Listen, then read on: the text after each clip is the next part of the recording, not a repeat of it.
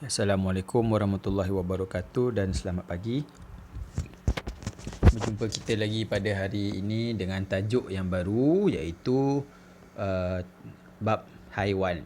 Okey, haiwan yang pada kali ini kita akan belajar berkenaan dengan haiwan ternakan. Okey, kita lihat dulu apa itu haiwan ternakan.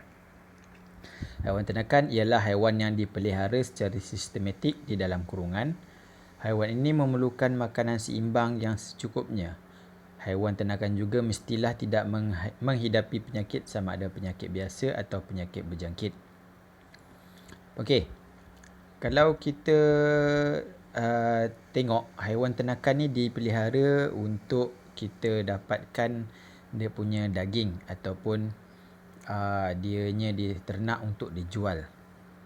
Biasanya dia diternak dalam dalam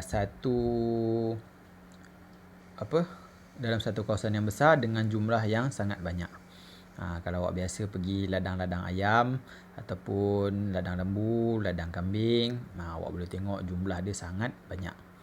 Okay, ianya dipelihara pun bukan dalam satu jangka masa yang lama. Biasanya sekejap je. Macam kita kat sekolah ada bela puyuh kan. Puyuh yang kita bela tu cuma berumur 45 hari saja. Kemudian kita sembelih dan kita proses untuk dijual. Samalah juga macam ayam. Ayam di ladang-ladang tu berumur cuma dalam lebih kurang 30 hari macam tu kot. Kalau cikgu tak silap. Okey. Dan macam lembu ke biasanya dalam 2 tahun dianya dah disembelih dan dipotong untuk mendapatkan daging dia. Okay, haiwan ternakan ni biasanya dipelihara dalam jangka masa yang sekejap kerana biasalah kalau berniaga kan nak dapat untung. Dia bila kita ternak sekejap kita dah jual balik, kita untung lah. Kalau kita bela lama-lama dia makan makanan yang banyak, dia merugikan penternak. Okay? So dia dia dijual dengan jangka masa yang cepat ni bagi mengurangkan kos pengeluaran. Okey. Biasanya dianya dipelihara dalam satu kawasan yang sistematik. Okey, contohnya macam reban ayam. Reban ayam disusun elok, kemudian tempat makan ada, tempat ada punya air ada. Dia biasanya dalam satu tempat dalam yang terkurung. Dianya bukan bebas. Macam lembu juga dia ada kandang dia. Okey. Haiwan ternakan juga mestilah tidak menghidapi penyakit sama ada penyakit biasa atau penyakit berjangkit. Itu pun sangat penting. Sebab haiwan ternakan yang sakit ni kita tak boleh nak jual. Okey. Dianya tidak macam buah lah. Buah kalau busuk kita tak boleh jual kan. Sama juga macam haiwan. Kalau sakit kita tak boleh jual. Dan bila sakit tu jenis penyakit berjangkit, ia akan merebak kepada haiwan-haiwan ternakan yang lain. Contohnya ayam satu reban. Bila dia kalau penyakit berjangkit, sekali habis satu reban mati. Yang rugi penternak. Jadi dianya dijaga dengan betul, makanan dengan betul, disuntik dengan ubat bagi mengelakkan jangkitan kuman ataupun jangkitan penyakit. Okey. Seterusnya tu apa lagi tadi depan tu ayam, kemudian lembu, burung unta, angsa, kambing. Ini biasalah haiwan ternakan yang kita bela untuk kita jual ataupun kita sembelih. Selik ilmu, menyediakan tempat tinggal yang sesuai, makanan yang cukup, penjagaan kesihatan dan kebersihan serta memberi rawatan ialah satu kebajikan kepada haiwan ternakan. Benda-benda yang penternak ni buat macam sediakan tempat tinggal, makanan cukup, jaga kebersihan, kesihatan, itu adalah satu kebajikan. Kalau kita tengok andai katalah kita bela kambing tapi kita tak jaga, kambing tu sakit, tempat tinggal kita tak bersihkan, banyak lalat, busuk, jadi dia macam satu kebajikan haiwan tu tak terjaga. Macam awak lah kan, kalau awak awak dibela ataupun awak dijaga tak terurus, makan tak cukup, baju tak basuh. Maksudnya kebajikan awak tak adalah. Sama juga macam haiwan. Okey. Itu adalah satu kewajipan penternak untuk menjaga kebajikan haiwan tersebut. Okey, seterusnya penjagaan haiwan ternakan. Haiwan ternakan boleh dibahagikan kepada ternakan ruminan seperti kambing, lembu dan kerbau. Manakala ternakan bukan ruminan adalah seperti ayam, itik dan angsa. Ada dua, iaitu ruminan dan bukan ruminan. Kalau tengok bawah tu, itik, angsa, ayam, haiwan bukan ruminan, tapi kambing, lembu dan kerbau ialah haiwan ruminan. Apa itu ruminan? Kita tengok bawah glosari. Ruminan haiwan seperti lembu, kambing dan rusa yang mengeluarkan balik makanan yang separuh cerna dari perut untuk dikunyah semula. Ini biasanya berlaku pada haiwan yang berkaki empat dan besar. Okey. Kita tengok dulu celik ilmu sebelah. Haiwan ruminan mempunyai 4 ruang perut, manakala haiwan bukan ruminan hanya mempunyai 1 ruang perut sahaja. Kalau lembu, perut dia ada 4 bahagian. Kambing pun ada 4 bahagian, kerbau pun ada 4 bahagian. Apa lagi yang ruminan? Keldai, kuda, yang besar-besar. Okey.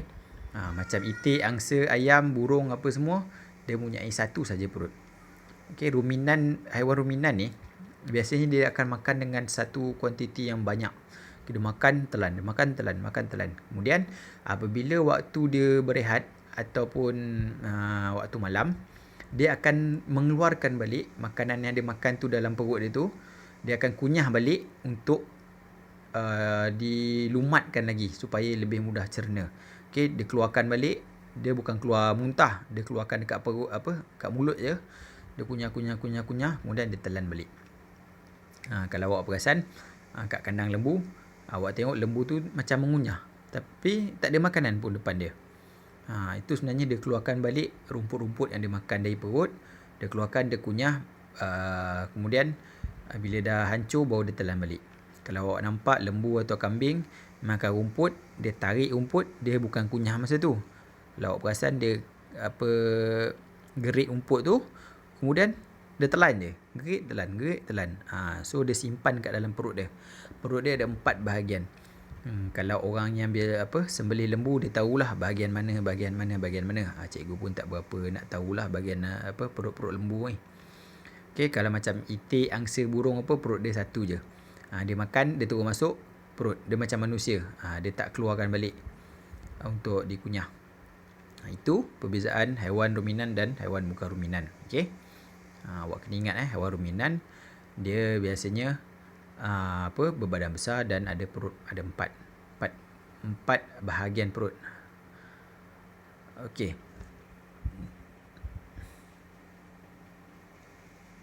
Kita tengok sekejap. Okey.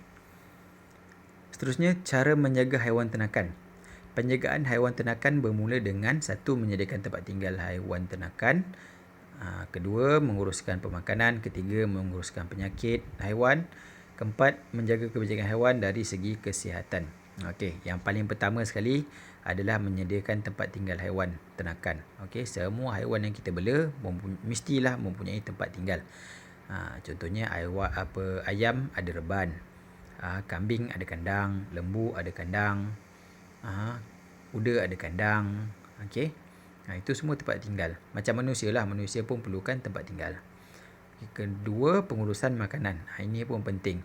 Haiwan yang dikurung ataupun haiwan yang ada kandang, dia tak boleh nak cari makan sendiri. Dia bukannya haiwan yang bebas. Kalau bebas, dia boleh keluar cari makan.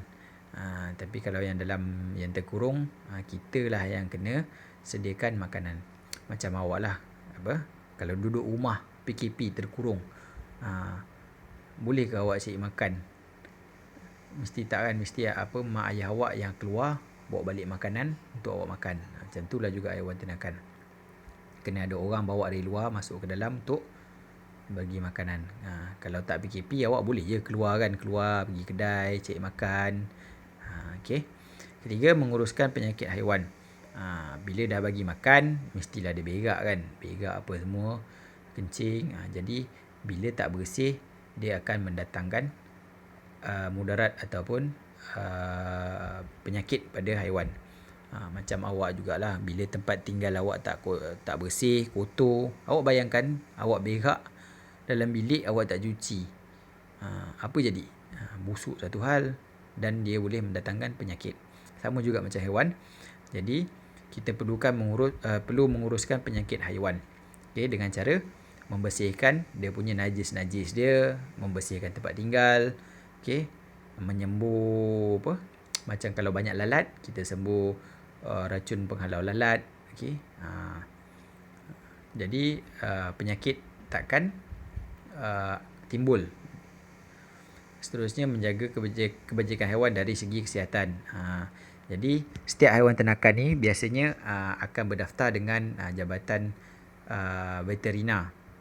Jadi Jabatan Veterina ni akan datang untuk suntik. Biasanya suntik atau memberi ubat pada haiwan ternakan ni bagi membolehkan haiwan ternakan ni hidup dengan sihat.